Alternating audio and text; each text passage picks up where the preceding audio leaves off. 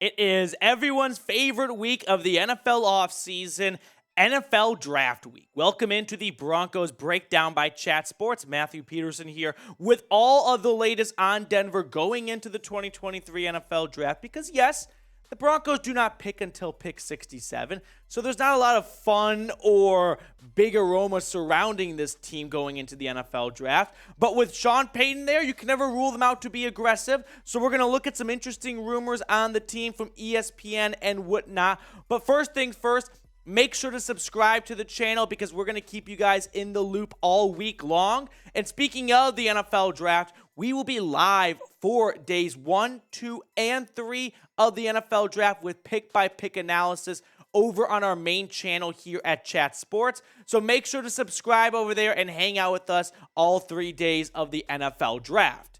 So let's start the show off by looking into this idea from ESPN of the Broncos not just trading up, but going all the way into round 1 of the NFL Draft. So an ESPN article tossed out trade ideas for each pick in round 1, and for pick 30, they suggested a trade with the Broncos where Denver and Philly make a big move that shoots Denver back into round 1 of the draft after being in it, then being out of it, then being back in it, and then being out of it following the Russell Wilson and Sean Payton trade.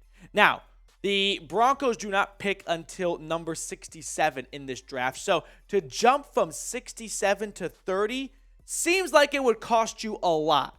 Actually, it didn't in ESPN's eyes, at least. Here is ESPN's trade idea.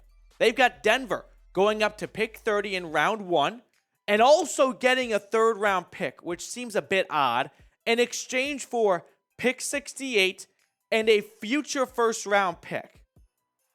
I get it, it's pick 30, and there's a good chance that Denver's pick in 2024 will be lower than pick number 30.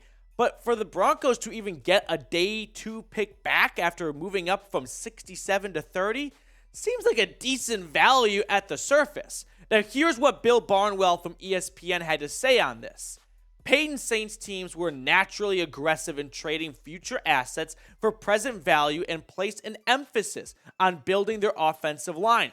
This could be a move for a prospect such as guard O'Cyrus Torrence from Florida or defensive lineman Bryan Bresee out of Clemson.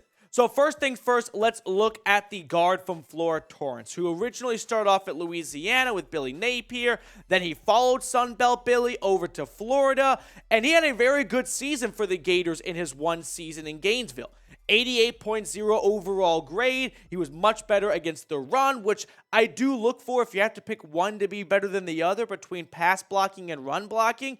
You can teach a guy to move backwards from the snap. It's hard to get that dog in them to try and move forward and be a nasty run blocker, which Torrence was for Florida last season. Then there is the defensive lineman from Clemson, Bryan Bresee. 15 tackles, 5.5 tackles for loss, 3.5 sacks, and 2 pass breakups. The theme for Bresee throughout his entire career with the Tigers was availability. Unfortunately, he had a lot of injuries during his time, and he dealt with some tragic off-the-field issues. So that was a big cloud that hung over him during his time for Clemson. But at one point, Dabo Swinney said he's the best player on our football team. So if a team can look past the injuries and a lot of the games he missed, they could find a hidden gem, and people wonder, how did he fall that far? Well, it's because he didn't always put up a lot of numbers in Clemson because he wasn't always available for them. If I had to pick one of these two guys, though, I'm going to be a bit of a coward. Even if Bresee's got the higher ceiling, I'm going to go with the safer pick. If you are moving a future first to get into round 1, well, that guy's got to be worth 2 first-round picks. I don't think either of these players are, if I'm being honest. But I think Torrence would be a safer pick, and you could kick Quinn Miners into the center position, and that is a nasty starting 5 for Denver. When Garrett Bowles gets healthy, you got Ben Powers, Quinn Miners, O'Cyrus Torrence, and then your new right tackle, Mike McGlinchey. I would go with that route, especially if you want to keep Russell Wilson clean next year and not have him be the second most sacked quarterback in the NFL. Now, before we get to the rest of today's show, today's sponsor, Fume. Are you tired of struggling with bad habits? Cold turkey might be great for sandwiches, but there's a better way to break free from those pesky habits. It doesn't involve weird mind voodoo or other bizarre tactics. Introducing our sponsor, Fume, an innovative, award-nominated device that helps you kick bad habits to the curb by focusing on the good parts. Scan the QR code on screen to learn more. Fume is all about embracing the natural. It's not electronic, and instead of vapor, Fume uses flavored air. Best of all, it's free of harmful chemicals and packed with delicious all-natural flavors. The adjustable airflow dial and movable parts and magnetics make it perfect for fidgeting, which can help alleviate stress and anxiety while you break your habit. I wasn't all that sure what to expect of Fume when we first got it here at Chat Sports, but the whole office has been pleasantly surprised by the taste, the feel, and the look of Fume. Breaking a bad habit can be tough, but with Fume, it's easy, enjoyable, and even fun. With over 100,000 customers and countless success stories, there's no reason you can't be next. Start your journey towards a healthier lifestyle with the Journey Pack from Fume. Visit tryfum.com/chatsports and use code CHATSPORTS for 10% off when you purchase the Journey Pack today. That's tryfum.com/chatsports. Don't forget to use that link and the promo code. It's in the comments and the description of today's show. And here you can see the product yourself. It's lightweight and it is easy to have on the go. Now, more from Bill Barnwell when talking about Denver and Philly making this big trade. The upside of trading for this pick should be obvious after what happened with Denver last season. There's a chance the Eagles could turn the 30th pick into a top 10 selection. Exactly why I would never want Denver to do this trade. Why are you trading away a future first-round pick to get to the end of round one this year when you could have the same problem next year where your future first is now going to be a top 10 pick? And what did you get in return? The 30th overall pick and the 95th? I mean, ask yourself this question. Do you believe in 2024 Denver will pick 20 or below? I think that's a pretty fair range to put them in.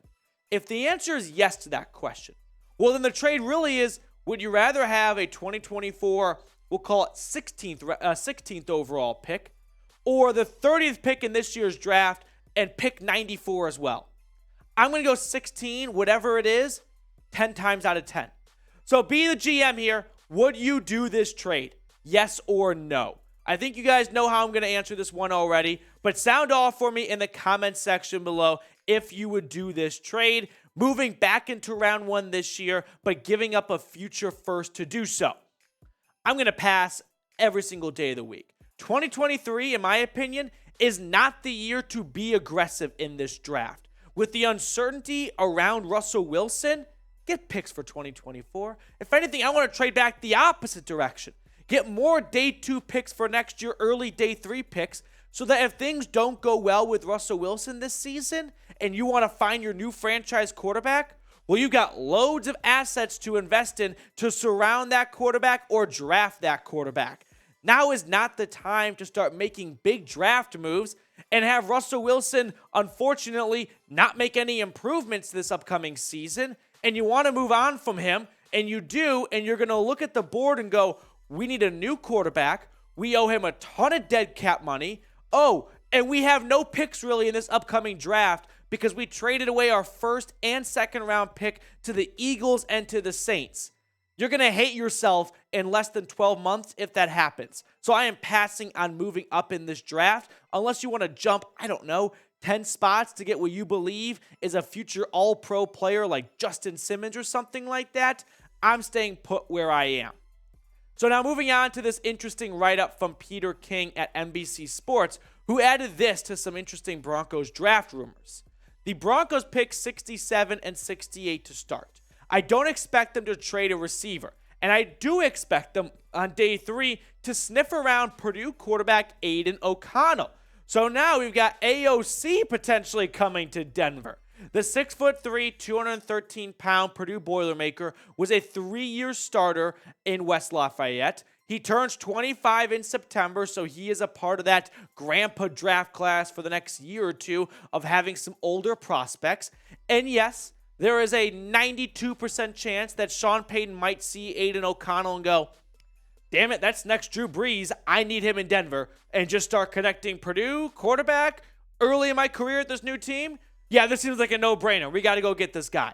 Now, Aidan O'Connell in his career for the Boilermakers, 9,200 yards, 65 touchdowns to 30 interceptions as a 3-year starter. He originally, I believe, walked on the team, got his own roster spot, and then got a scholarship, and then he was Jeff Brom's starting QB for 3 seasons. He is a very accurate passer who's got great touch for downfield passes. He actually has Purdue's single-season completion percentage record, but he's not a very athletic quarterback. He doesn't have twitchiness to him or huge playmaking ability.